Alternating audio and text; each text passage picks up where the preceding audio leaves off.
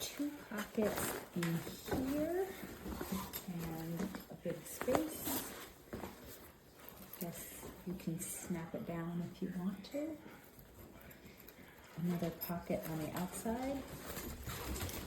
And as far as this is concerned, we have our cat that does not come with the luggage. Looks pretty sturdy. The wheels are really 360 wheels. Looks like we have both a neck compartment and a zip compartment. And lastly, the ability to lock it. There is the code.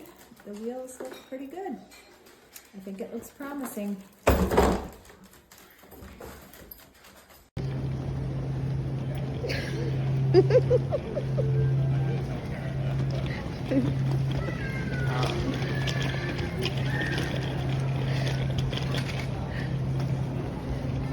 This is smart. May I have your attention, please? Rachel, may I please return to checkpoint 222?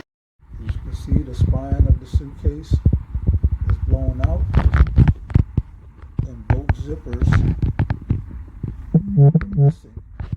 The bag was still closed when it arrived. We had to pull it open to get out the luggage.